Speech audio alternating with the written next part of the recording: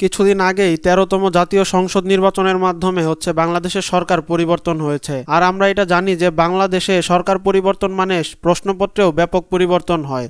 তো সেই কথাটি মাথায় রেখে আমরা সামনে যে ১৯তম নিবন্ধনের সার্কুলার দিবে সেইটার জন্য আপনাদের একটি সুপার সাজেশন রেডি করেছি।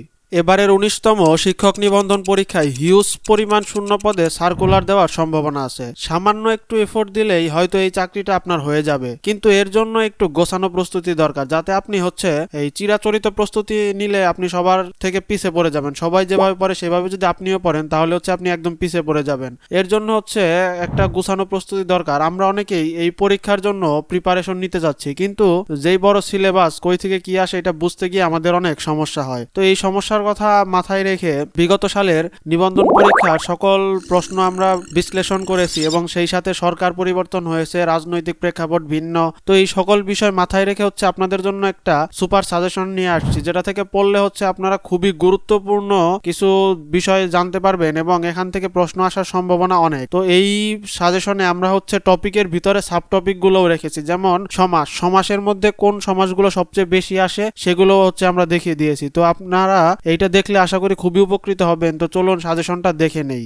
তো আমাদের পরীক্ষা হবে মোট দুইটি অংশে। একটি জেনারেল অংশ, যেখানে বাংলা, অঙ্ক, ইংরেজি এবং সাধারণ জ্ঞান প্রত্যেকটাতে 25 করে, মোট 100 মার্ক, এবং 100 সাবজেক্টিভ।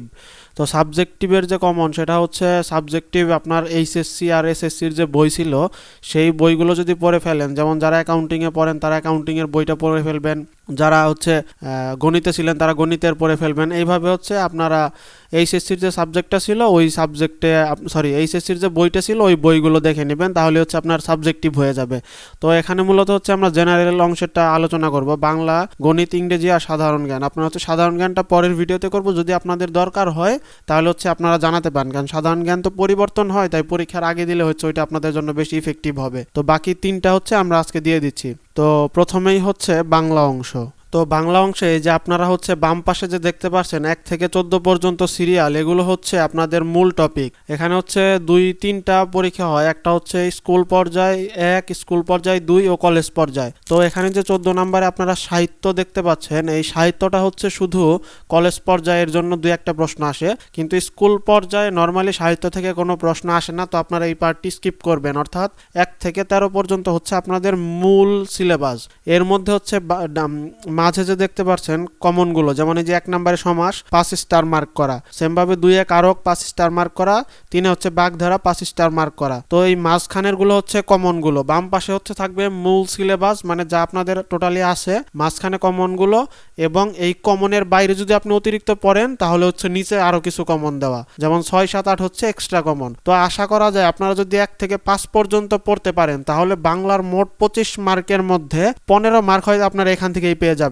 তো আশা করি এই 1 থেকে যদি 5 পর্যন্ত পড়েন 15 মার্ক পাবেন, এবং 6, 7, 8 পড়লে মোটামুটি 20 মার্কের মতো এখানে কভার হয়ে যাবে। তো এই 5টা টপিক আপনারা অ্যাটলিস্ট ভালোভাবে দেখবেন। এখন আবার এই সমাস তো অনেক বড়, তো সমাসের মধ্যেও আবার সবকিছু আসে না। এর মধ্যে যেগুলো কমন সেগুলো আমরা দেখিয়ে দিব। যেমন সমাসের মধ্যে এই যে 4টা দেখতে পাচ্ছেন, দ্বন্দ্ব সমাস, তৎপুরুষ সমাস, বহুব্রীহি সমাস, কর্মধারয় সমাস, এই 4টা আপনারা ভালোভাবে পড়বেন। এবং কারকের মধ্যে কর্মকারক, করণকারক, অপাদান, অধিকরণ। আর অপাদান আর অধিকরণের একটা যে অপাদান কারক গুলো সাধারণত মাইনাস বোঝায়, মানে কোনো জায়গা ত্যাগ করা, যেমন আপনার কলসিতে জল ছিল এখন নেই, মানে কলস থেকে জল পড়ে গেছে, মানে খালি হয়ে যাওয়া, শূন্য হয়ে যাওয়া, ত্যাগ করা, এগুলো অপাদান। আর যখন আসে, বাড়ে, যোগ হয়, তখন ওইটা অধিকরণ হয়। এটা আপনারা পড়লেই বুঝতে পারবেন। তো সমাসের জন্য ওই 4টা আগে পড়বেন, কারকের জন্য এই 4টা, এবং বাকিগুলো পড়ে যাবেন। আর এক কথায় প্রকাশ সমার্থক শব্দ, এগুলো সাধারণত বিগত সালের যে প্রশ্নগুলো আছে প্রশ্ন ব্যাংক থেকে আপনারা পড়লেই কমন পেয়ে যাবেন। তো এরপরে চলেন আমরা ইংরেজি অংশটা দেখে নেই। দেখেন ইংরেজি অংশও সেম ভাবে দেখতে পাচ্ছেন যে এই পাশে 12টা টোটাল আপনার সিলেবাস, যেমন translation, parts of speech, errors in composition, synonyms and antonyms, idioms and phrases, appropriate preposition, right form of verbs. তো এইভাবে আপনারা দেখতে পাচ্ছেন, এবং এর মধ্যে মোট 5টা আমরা কমন টপিক দিয়েছি। পার্টস অফ স্পিচ মানে সবচেয়ে বেশি গুরুত্বপূর্ণ, এইটা 3টা প্রশ্ন আসার সম্ভাবনা অনেক।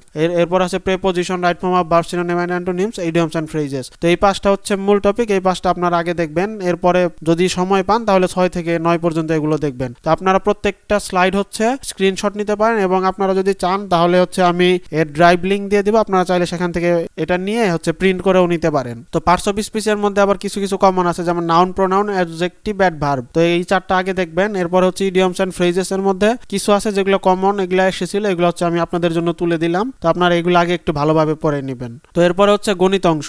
গণিত তো মোটামুটি সবকিছুই করতে হয়, এখানেও তেমন কমন কিছু পাওয়া যায় না। তো এগুলো যেগুলো দিয়েছি এগুলো হচ্ছে সহজই আছে, আপনারা এই সবগুলো করে নেবেন। যেমন পাটিগণিত হচ্ছে গড়, ঐকিক নিয়ম, লাভ ক্ষতি, শতকরা, লসাগু গসাগু, সুদ গণনা। এর মধ্যে প্রথম 3টা করে যে দিয়েছি এই 3টা করে হচ্ছে আপনারা আগে দেখবেন, যেমন 1 2 3, বীজগণিতের 1 2 3, জ্যামিতিরও 1 2 3। তো আশা করি আপনারা এই সিলেবাসটা যদি ফলো করেন একটা ভালো রেজাল্ট করবেন, এবং আপনাদের জন্য শুভকামনা রইল। ভালোভাবে পড়লে হয়তো চাকরিটা আপনাদের হবে। আর ভিডিওটা যদি উপকৃত লাগে তাহলে একটু লাইক করতে পারেন বা কমেন্ট করতে পারেন, বা যদি কোনো সাজেশন থাকে তাহলে বলতে পারেন।